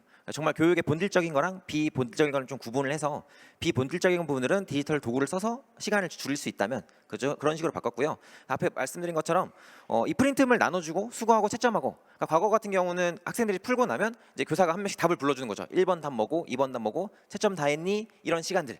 근데 이런 시간들은 지금 디지털 도구를 쓰면 바로 학생이 푸는 순간 바로바로 즉시 채점이 일어나고 있습니다. 이런 부분 도움 받을 수가 있고요. 그리고 이제 지식을 설명하는 부분에 있어서도 과거에는 제가 쭉 1시간 내내 뭔가 설명을 하고 그 다음에 학생이 나중에 중간 시험 기간에 평가하고라는 식이었다면 지금 어느 정도 진도를 나간 후에 설명한 후에 학생들로부터 질문을 받거나 아니면 이 대시보드에 나오는 그 결과를 통해서 제 수업을 보완하고 다시 제 답변을 줄 수가 있습니다. 그러니까 바꿔 생각하면 지금 이 현장이라면 제가 혼자서 1시간 내내 쭉 설명만 제 이야기만 하는 것이 아니라 짧게 요약해서 정리를 하고 그 다음에 다시 한번 이런 식으로 질문을 받고 다시 한번 질문을 받은 것에 대한 피드백을 주고 이런 식으로 상호작용을 하는 과정에서 좀 저만의 발화 시간을 좀 축소시키고 더 많은 것들을 학생들이 얻어갈 수 있는 그러한 효과가 나올 거라고 생각을 하고 있습니다. 이상입니다. 혹시 다른 선생님도 어떤 걸 빼셨는데 말씀해 주실 수 있을까요? 네, 저는 영어 교과 측면에서 좀 말씀드리고 싶습니다. 영어 교과는 결국 이해와 표현입니다. 그러니까 듣거나 읽거나를 이해라고 부르고 말하거나 쓰는 것을 표현이라고 부릅니다. 근데 이 말하기 쓰기에서 우리 영어 교사들의 꿈이 있습니다. 과정 중심 평가입니다. 즉, 한번 아이들이 말하고 쓴 거에 대해서 피드백을 한번 주고 그리고 그걸 바탕으로 아이들이 한번 고치고 그다음에 한 번 더 피드백을 주고 그다음에 마지막에 파이널 드래프트를 받는 이 굉장히 과정 중심적인 그 평가가 우리는 꿈인데 할 수는 없습니다. 왜 할 수 없냐면 한 명에게 피드백을 2번 준다는 것은 2 곱하기 30명 하면 60 곱하기 8 하면 8학급 하면 240번을 한 번의 활동에 240번의 피드백을 준다는 것은 말이 안 되는 것이기 때문입니다. 근데 그 부분에 있어서 피드백을 도와줄 수 있고 그리고 중간중간에 줄 수 있는 부분에 있어서 저는 말하기와 쓰기 부분에 있어서 AI 디지털 교과서를 주로 많이 활용했습니다. 네, 그렇습니다. 그러면 그걸 도입을 말하기와 쓰기를 도입하셨으면 어떤 걸 빼셨나요? 네. 말하기 쓰기 활동을 그 우리 교과서 서책형 교과서에서 하던 한 명이 앞에 나와서 발표하고 나머지가 다 쳐다보는 형태를 빼고 아이들이 자신의 물리적으로 심리적으로 안전한 공간인 그 기기 앞에서 실제로 모두가 말할 수 있는 기회를 제공되는 형태로 바꾸었습니다. 네, 수업의 형태를 변형을 하셨다는 말씀을 해주셨습니다. 네. 그 다음에 또 선생님들이 여러 또 질문 중에 어떤 질문이 있었냐면 교사가 대시보드 얘기를 되게 많이 해주신 것 같아요. 그럼 교사는 대시보드를 통해서 학생들을 모니터링하고 확인하고 적절한 경우에 뭐 피드백도 주고 분석을 하신다고 하셨는데 그렇다면 학생들은 우리 학생들의 스튜던트 에이전시 얘기도 하셨는데 학생들은 이 AI 디지털 교과서를 가지고 자기 주도성을 높일 수 있는 도구로 활용할 수 있을까가 궁금합니다. 그러면 학생들도 자기 주도성을 기르면서 학습에 대해 책임감을 가지고 점검하고 성찰하고 확인하도록 하는 운영 팁이 무엇일지 궁금하기는 합니다. 네, 그 AI 디지털 교과서는 자기 주도적 학습의 끝판왕이라고 생각합니다. 그 말 뜻은 뭐냐면 자기 주도적 학습 능력이 된 학생들에게 의미 있게 작용할 수 있다는 뜻이죠. 결국 AI 디지털 교과서가 만병통치약의 개념으로 접근되는 건 위험하다고 생각하고요. 그래서 학생들의 자기주도성을 AI 디지털 교과서가 높일 수 있다고 생각하진 않습니다. 그래서 우리가 이 선후 관계를 바꿔서 자기주도적 학습 능력을 높이고 동기부여도 되어 있고 그다음에 내가 왜 공부를 해야 되는지 그리고 누구와 어떤 것들을 해야 되는지 어느 정도 학습한 후에 스스로 학습을 할 수 있는 역량이 되었을 때 AI 디지털 교과서를 만났으면 좋겠다. 그리고 그 안에서 조금 더 성장해서 이 AI 디지털 교과서나 이런 새로운 플랫폼들이 내가 학습을 하는데 도움을 줄 수 있겠다라는 성취감을 주면 그 이후에 자기주도성이 더 높아지지 않을까라는 생각이 듭니다. 그래서 말을 물가로 데려갈 수 있지만 물을 먹일 수 없다고 하잖아요. 이게 가장 그게 큰 그 아젠다가 아닌가 생각이 듭니다. 그래서 이 디지털 교과서 앞으로 데려올 수는 있는데 실제로 공부를 하는 건 학생들의 역할이라고 생각하고 학생들이 이걸 통해서 스스로 성장할 수 있는 것들을 배웠으면 그러면 이 의미 있지 않을까라고 생각하고 있습니다. 네, 중요한 말씀을 해주신 것 같아요. AI 디지털 교과서를 사용하기 때문에 길러지는 게 아니라 그런 것들을 기르면서 또는 기른 후에 AI 디지털 교과서를 접하는 게 좋다라고 말씀을 해주셨는데 그래서 또 나온 많은 우려 중에 초등학교에서 특히 디지털 기기 사용을 많이 하는 것보다 차라리 사회 정서적 능력 또는 사회적 기술, 기본적인 자기 관리 능력이나 자기 조절 능력을 더 중시해야 되는 것은 아닌가. 디지털 교과서를 초등학교에 도입하는 것이 약간 우려스럽다는 의견도 많으세요. 그러면 물론 디지털 교과서만 여전히 사용하는 것으로 여전히 오해를 하고 계시는 분들이 많기는 한데 이제 초등학교에서 학생들을 지도하시면서 초등학교 디지털 교과서 도입으로 우리가 교육의 기본을 놓치지 않기 위해 학교와 교사가 어떤 것을 할 수 있을지에 대해서 연관지어서 말씀해 주시면 감사하겠습니다. 네, 그 AI 디지털 교과서가 하나의 채널이 아니라 학습의 배움의 영역을 확장시킬 수 있는 하나의 또 다른 컨텐츠라고 보면 좋을 것 같습니다. 그리고 그 안에서 학생들이 내가 왜 공부를 하는지, 그다음에 나는 어떤 사람인지, 나는 무엇을 원하는지를 인식할 필요가 있다고 생각하고요. 그 인식의 과정에서 디지털이 영향을 미치는 것도 있지만 아날로그적인 거, 우리가 흔히 이야기하는 독서라든가 기본적인 학생들의 성장을 위해서 필요한 것들이 전제되지 않으면 이 디지털은 신기루와 같을 거라고 생각을 합니다. 그래서 초등학교는 아날로그만 필요한 거 아니야? 라고 오해하실 수도 있는데, 우리는 너무 뭐 아니면 도라고 생각을 하시는 것 같아요. 이 디지털이 의미 있게 할 수 있는 방법을 우리가 어떤 방식으로 고민할까를 우리가 학교 현장에서 어릴 때부터 고민하는 게 필요하다는 거죠. 예를 들면 GPT가 학교 현장에서 초등학교는 쓰면 안 돼요 라고, 왜? 가짜 뉴스 때문에요, 아니면 가짜 정보 때문에. 그러면 아이들이 가짜 정보를 스스로 비판적으로 생각하고 걸러낼 수 있는 건 초등학교 때는 배울 수가 없는 거죠.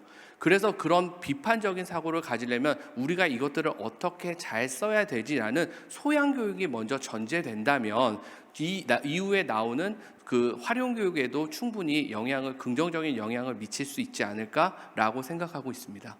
네, 교사의 역할이 정말 중요하다는 걸 다시 한번 강조해 주신 것 같아요. 그래서 도입은 됐지만 무분별하게 또는 무비판적으로 사용하는 교사가 많지 않을 거라고 저는 예상하고 있고 기대하고 있지만, 실제 어떤 식으로 교사 지원 또는 교사 교육이 이루어져야 될지에 대한 고민도 함께 하게 됩니다. 자, 그러면 이제 저는 아까 허영주 선생님이 발표하셨을 때 좀 궁금한 게 있었어요. 참석이 아니라 참여를 강화할 수 있다라고 얘기하셨는데, 저는 또 참여가 배움으로 된다라는 것에도 약간의 그 궁금증이 있습니다. 그래서 참여가 항상 배움을 의미하지는 않을 텐데, 참여가 배움까지 연결하도록 하기 위한 장치 또는 그런 노력을 어떻게 교사는 해야 할까요? 그 세상의 어느 곳도 항상 배움을 이끌어낼 수 있는 것은 없습니다. 그 말은 무엇이냐면 확률인 것 같습니다. 배움이 일어날 수 있는 확률을 더 높일 수 있도록 수업을 설계하는 것이지요. 참석에 우리 흔하게 교실을 들어가면 뭐부터 하시죠? 출석부를 확인합니다. 들어와 있는지, 아이들이 있는지 없는지를 확인하고 시작을 하는 것이지요.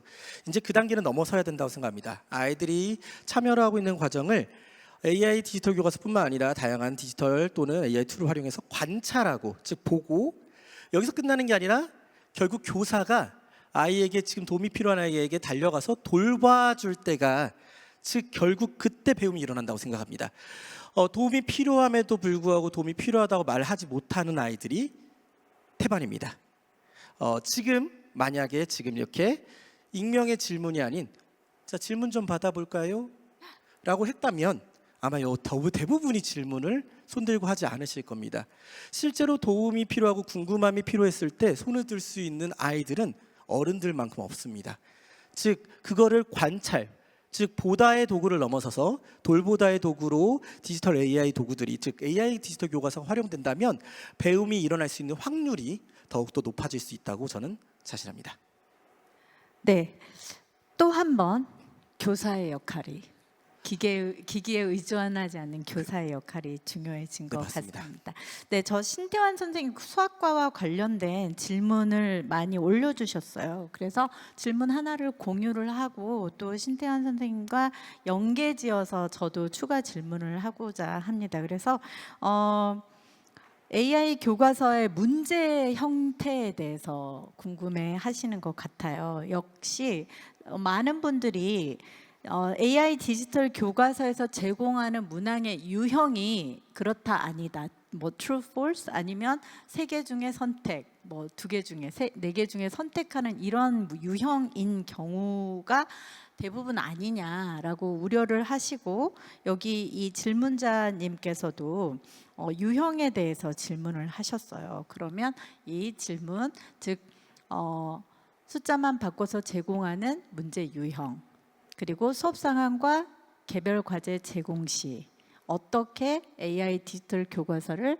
활용하고 교사는 어떻게 그런 수업을 진행할 것인지 궁금해 하십니다. 우선 그런 수학 학습의 측면에서 봤을 때는 이제 다른 유형으로 제공되는, 그러니까 같은 개념에 대해서 다른 유형으로 제공되는 그런 AI 디지털 교과서를 말하고 싶지만, 현실적으로 저희가 이제 수능 그리고 대입이라는 관점에 봤을 때는 어쨌든 간에 이 각각의 유형들을 풀 수 있어야 하기 때문에 이런 것도 필요하지만 둘 다 저는 필요하다고 생각합니다. 그래서 어느 한쪽을 무조건 선택하기보다는 양쪽 다 할 수 있는 그런 여력이 있으면 좋겠고요. 그리고 더 나아가서 가장 또 중요한 기능 중에 하나는 저것들 꼭 제시된 문항대로만 있는 게 아니라 교사가 어떤 학생의 어떤 풀이 과정이나 서술형 과정들을 보면 무엇이 필요한지 파악할 수 있거든요. 그래서 교사가 그걸 토대로 재설계해서 학생들에게 필요에 따라서 또 줄 수 있는 그러한 기능까지 필요하다고 생각을 합니다. 기능이 다양할수록 사실 좋을 것 같기는 해요. 활용할 수 있는 우리의 선택권이 많다면 선생님들도 여전히 더 나은 선택을 하시고 더 나은 설계를 하실 수도 있고, 그런데 여기에서 이제 또 그 질문자님들이 가지신 이제 5개념 중에 하나가 디지털 교과서가 도입이 되면 오직 교사는 45분, 50분의 수업을 디지털 교과서를 가지고만 수업을 하신다라고 여전히 생각하고 계시는 것 같아요. 실제 이 AI 디지털 교과서든 어떠한 에듀테크 앱이든 웹이든 간에 교사가 어떤 설계를 하느냐에 따라서 몇 분을 사용할지, 어느 차시에 사용할지, 어느 단기에 사용할지는 모두 교사의 설계에 따라 다른 것이고, AI 디지털 교과서만으로 50분 수업, 45분 수업을 하는 것 자체가 사실은 불가능해 보이기도 합니다. 그래서 선생님 지금 많은 우려를 하시지만 AI 디지털 교과서가 도입됐다는 것이 100% 모든 수업을 100% 그것만 사용한다는 뜻도 아니고, 마찬가지로 지금 종이 교과서가 모든 현장에 교실에 도입이 됐다고 해서 모든 선생님들이 교과서로만 수업을 하고 있지는 않는 것과 동일한 원리로 AI 디지털 교과서도 활용이 될 것 같습니다. 자, 그 다음에 또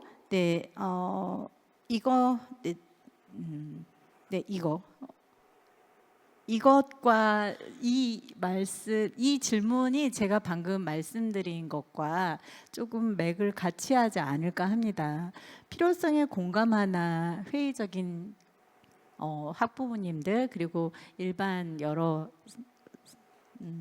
분들이 계신데, 아까도 말씀드렸듯이 도입이 된다는 것은 그것만을 사용한다는 건 절대 아닙니다. 그래서 현장의 선생님들 믿으셔도 될 것 같습니다. 그리고 교육부에서도 교육청에서도 다각도로 교사들에게 어떻게 설계하고 이것을 적절하게 사용할 것인지에 대한 연수를 계획을 하고 있고요. 또 앞으로 순차적으로 진행이 될 거니까 조금 조급함을 내려놓으시고, 하지만 이렇게 예민하게 또 많은 관심을 가지고 지켜봐 주시는 것은 앞으로도 계속 필요할 것 같습니다. 이제 시간상 하나의 질문을 받아보도록 하겠습니다. 네, 제일 마지막으로 올라온 질문을 한번 선택해 보도록 하겠습니다.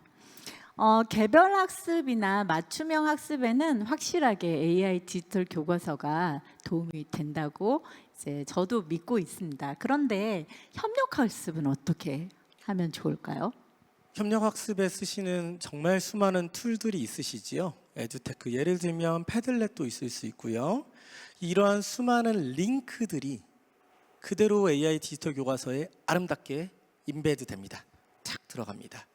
자, 그렇다는 것은 AI 아마 스승님이 아까 말씀하신 것처럼 많은 분들이 오해하시는 게 AI 디지털 교과서 막 하다가 자, 협력학습하자 이 툴로 넘어와가 아니라 실제로 이 툴을 협력학습을 위해 많이 쓰던 그 툴의 링크만 그대로 두면 AI 디지털 교과서에 들어가면 의미합니다.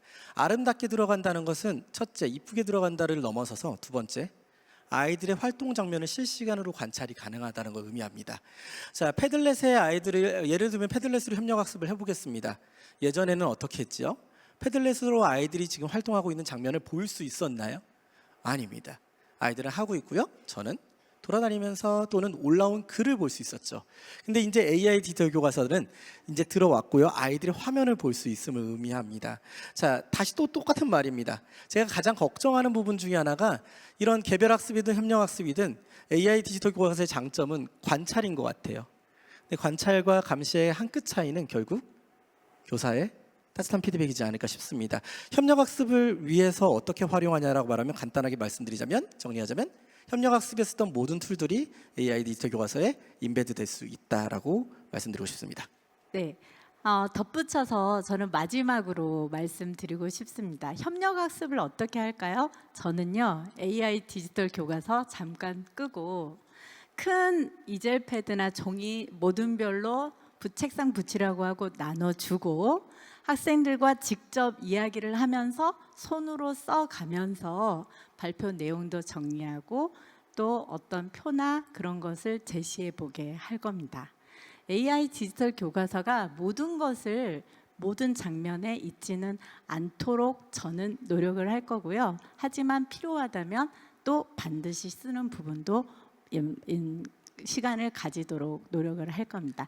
네, 많은 질문과 궁금증이 여전히 앞으로도 계시겠지만 이 질문, 궁금증 놓지 마시고 계속 우리 교육부나 또 교육청에 그리고 여러 경로로 말씀해 주시기를 부탁드리겠습니다. 긴 시간 정말 감사드립니다. 네, 선생님들이 교육 현장에서 직접 체감하며 느꼈던 부분들과 또 다양한 사례들을 진솔하게 공유해 주셨는데요. 이를 통해 AI 디지털 교과서의 도입으로 변화할 앞으로의 미래 교육 환경을 함께 대비 그리고 예측해 볼 수 있는 뜻깊은 시간이었습니다. 네, 다시 한번 수고해 주신 이석영 교사님과 연사 여러분께 감사 인사 드리겠습니다.